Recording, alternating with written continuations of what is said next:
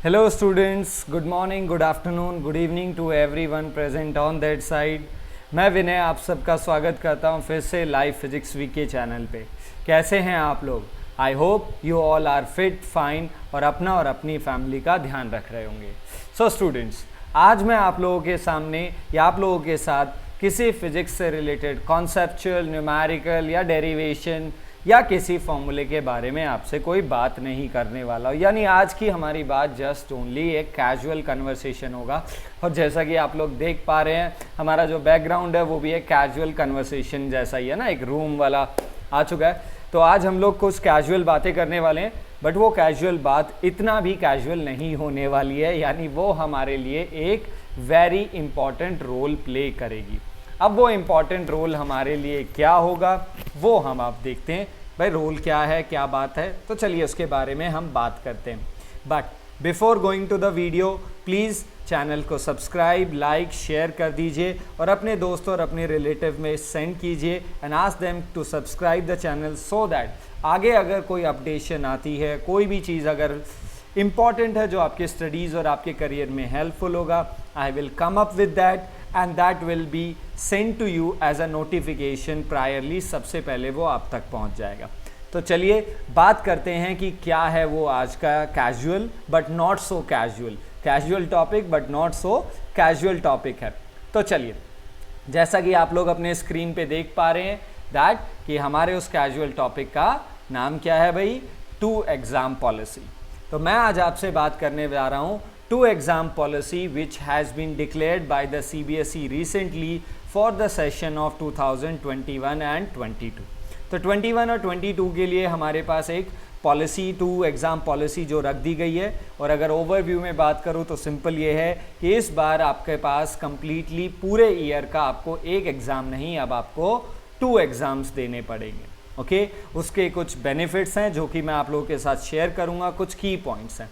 तो इस पॉलिसी के बारे में आई थिंक आप लोगों ने सुन रखा है न्यूज़पेपर्स में, आर्टिकल्स में, न्यूज़ चैनल पे and obviously on the social media.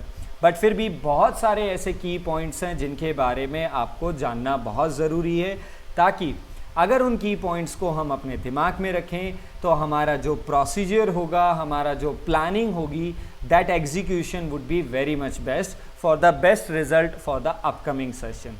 So 10th class and 12th class, be ready to know what is the 2 exam policy और वीडियो को प्लीज़ लास्ट तक ज़रूर देखिए। Okay, before starting to that, it has been a very important for the non-board classes also like 9th and 11th, because this policy has been announced for the 10th and 12th by the CBSE, but इसी policy को आपका school आपके 11th यानी non board 9th और 11th के लिए apply कर सकता है। ओके, क्योंकि जिस स्टूडेंट से, जिस सिचुएशन से 10th और 12th के बच्चे क्रॉस ओवर होंगे इन फ्यूचर, 11th और 9th भी उसी से ही जाएंगे। सो नॉन बोर्ड क्लासेस भी इस चीज़ के लिए बिल्कुल रेडी रहें कि आपके लिए भी ये पॉलिसी कुछ इस तरीके से काम कर सकती है। तो चलिए, क्या है पॉलिसी और इस पॉलिसी के डिटेल के बारे में जानते हैं।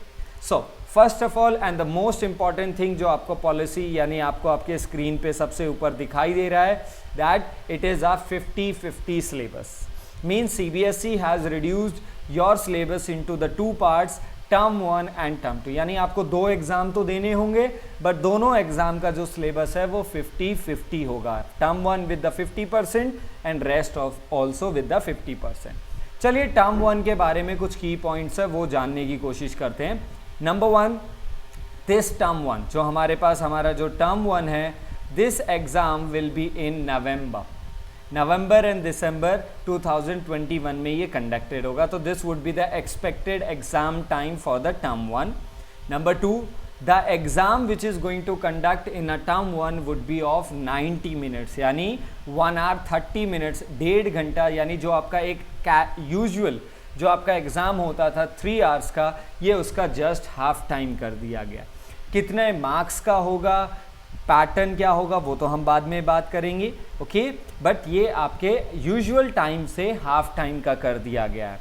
Now type of the paper, the type of the paper would be objective, यानी your term 1 would be completely objective type paper and this would be a proper objective. Means your exam will be conducted in OMR sheet, जो कि आगे जाके check होगा। तो आपको proper OMR sheet पे exam को कंडक्ट करना है, जो कि आपका टाइप ऑफ पेपर में जाएगा। यानी इसमें कोई लॉन्ग क्वेश्चन नहीं होंगे, प्रॉपरली ऑब्जेक्टिव टाइप 90 मिनट्स। हाँ, ये कितने मार्क्स का होगा ये अभी तक अनाउंस नहीं है। एंड मोस्ट इंपॉर्टेंटली बहुत स्टूडेंट के डाउट हैं कि टर्म 1 का सिलेबस कहाँ तक होगा, टर्म 2 का कहाँ तक। ओके, 50-50 बता दिया गया, but for the proper clarification we are waiting for the syllabus declaration by the CBSE। हम उसका वेट कर रहे हैं। जब CBSE उस सिलेबस को डिक्लेयर करेगा then I again come up with you, और ताकि फिर मैं जैसे ही आपके साथ वो नेक्स्ट वीडियो आपके सिलेबस से बताऊं तो आपको पता चल जाए। But for that you have to subscribe the channel, so please bell icon को बिल्कुल दबा देना। चलिए, now what is the some other key point जो हमें यहाँ से मिलने वाले हैं, जैसे कि program will be decided by board along with the marking scheme.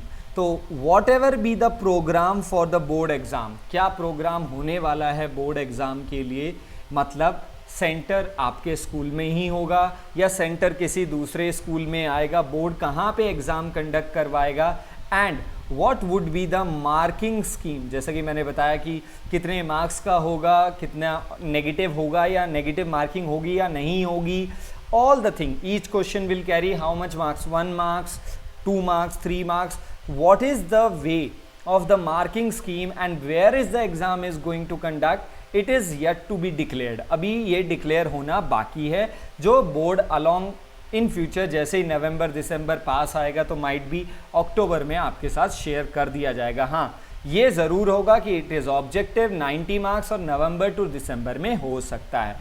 Now the second की पॉइंट जो आप देख पा रहे हैं, under the supervision of external examiner, यानी अगर आप दूसरे स्कूल में जाते हैं तो डेफिनेटली वहाँ पे एक एक्सटर्नल एग्जामिनर होता ही है, बट बाय डिफ़ॉल्ट अगर ये आपके स्कूल में ही होता है यानी आपका होम सेंटर आता है, it would be under the supervision of external examiner which will be allotted bye the CBSE in the future. तो CBSE आपके स्कूल के लिए, आपके सेंटर के लिए एक एक्सटर्नल एग्जामिनर को अलॉट करेगा और वो सुपरवाइज करेगा your sitting plan, your arrangement and each and everything that you are going to face for the fair and the true exam, ताकि एग्जाम फेयरली हो, अच्छे से हो, किसी का कोई नुकसान ना हो। Okay, and the last most important, the same day upload of the marks on the CBSE portal, यानी जिस दिन आपने एग्जाम दिया, your exam result should be upload on the same day, यानी उसी दिन चेक होके आपके एग्ज़ाम CBSE पोर्टल में अपलोड हो जाएंगे। ये एक इंटरेस्टिंग बात की है, क्योंकि इससे फिर आपके एग्ज़ाम में डिले नहीं होगा। ऑब्जेक्टिव टेस्ट है, ऑब्वियस सी बात है, OMR को चेक करना आसान हो जाता है, और अगर ये हो जाता है तो ये बहुत जल्दी काम करेगा। सो द रिज़ल्ट डिक्लेरेशन और टर्म 1 का जो आस्पेक्ट है वो आपका थोड़ा फास्ट प्रोसेस में चलेगा, तो उसी दिन आपके एग्ज़ाम अपलोड हो जाएंगे। सो ये तो थे कुछ की पॉइंट्स फॉर द टर्म 1। अब टर्म 2 पे आ जाते हैं, rest of the 50% syllabus. Exam time it would be in March और अप्रैल, तो मार्च अप्रैल 2022 में आपका टर्म 2 कंडक्ट होगा, but there is a slightly variation in the time. That variation that means exam duration is going to be of 2 hours, यानी आपका exam 2 घंटे का होने वाला है। ओके, तो इस बार आपका जो एग्ज़ाम का जो टाइम है वो टर्म 1 के कंपैरिजन में हाफ एन आवर यानी 30 मिनट्स ज़्यादा कर दिया है। तो होपफुली एक्सपेक्ट कर सकते हैं कि टर्म 2 के जो टोटल नंबर ऑफ मार्क्स है आउट ऑफ वो थोड़े ज़्यादा होंगे टर्म 1 से, ये एक्सपेक्टेड है। ओके, क्योंकि अभी मार्क्स को लेके कोई क्लैरिफिकेशन नहीं है कि कौन सा टर्म कितने मार्क्स का होगा। Now the type of paper is going to be traditional paper. Okay, what is the meaning of traditional, मतलब जो हमारा एज यूजुअल ट्रेडिशनली होता है हमारा पेपर। ओके, जैसे हमारे पास क्या क्या आएंगे, हमारे केस स्टडी, मतलब on the basis of particular case, short answer and the long answers, means proper explanatory part वाले क्वेश्चंस आपके पास होंगे जो आप लोग अब तक देते आए थे, जो 12th में स्टूडेंट है, जिन्होंने 10th में दिया, या फिर जो अब तक के पैटर्न से फैमिलियर है। So this is the type of the paper of the term 2 which is going to happen. Okay, everything the rest of the thing वो वैसी होंगी। हाँ, सेम डे अपलोड नहीं हो सकता है क्योंकि इस बार लॉन्ग क्वेश्चन है, शॉर्ट क्वेश्चन है, तो ऑब्वियस सी बात है चेकिंग में आपका टाइम लगेगा, तो ये आपका रिजल्ट थोड़े टाइम के बाद आपको मिल सकता है।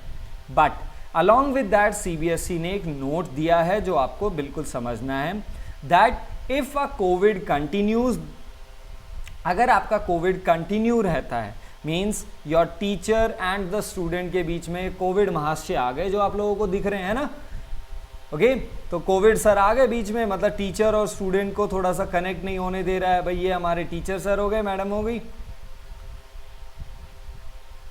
ओके और ये आप लोग हो गए भाई स्टूडेंट सर हो गए। चलिए सो टीचर और स्टूडेंट के बीच में कोविड महाशय जी आ गए।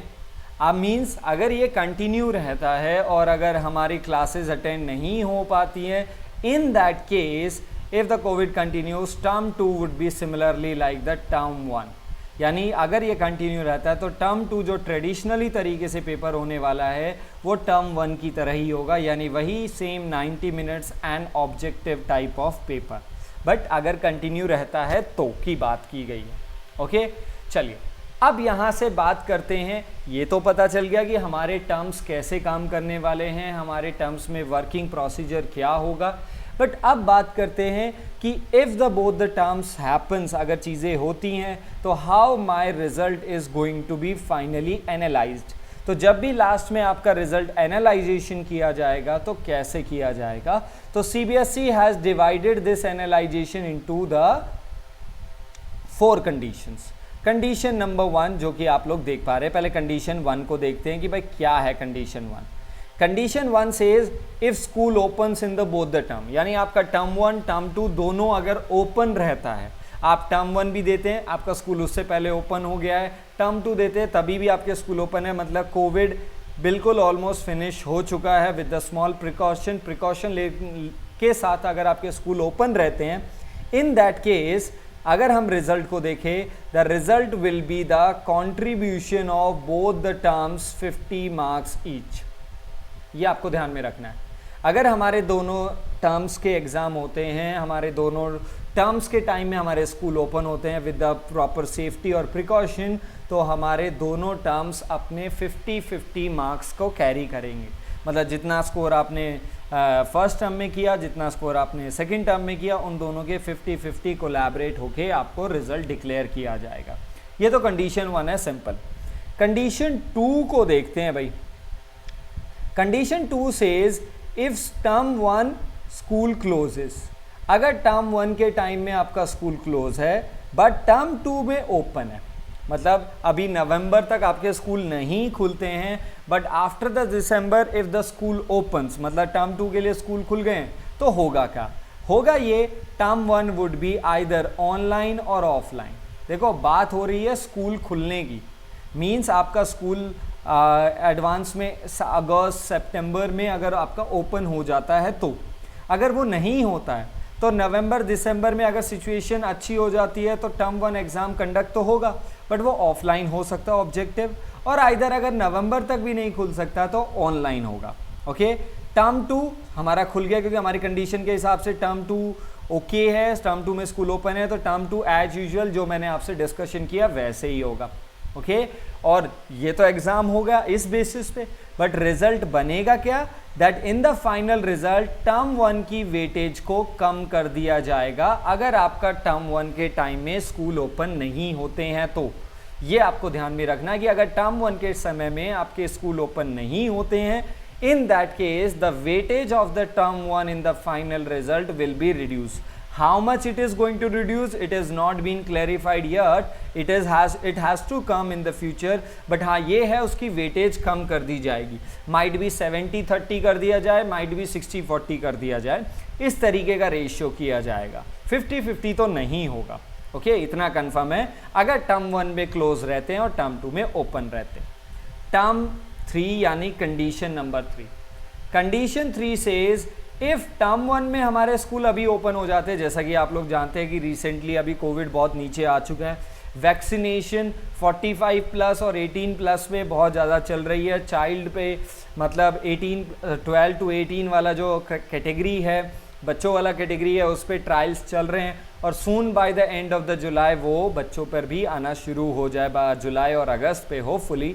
तो इसका मतलब अगर सिचुएशन बहुत कंट्रोल में हुई तो इसका मतलब टर्म 1 में हमारे स्कूल ओपन हो जाते हैं। But unfortunately like the past year later अगर वापस से कोविड का कोई नया वेरिएंट आ जाता है जिसकी वजह से we have to again face the lockdown, यानी अगर हमारा टर्म 1 खुला रहता है बट टर्म 2 पर अगर हम लोग क्लोज हो जाते हैं, होपफुली वो नहीं होना चाहिए बट अगर हो जाता है, इन दैट केस क्या होने वाला, इन दैट केस टर्म 1 आपका कंडक्ट होगा क्योंकि टर्म 1 आपका जैसा आपका एजुअली ओपन है वैसे का वैसा रहेगा, but term 2 will be cancel.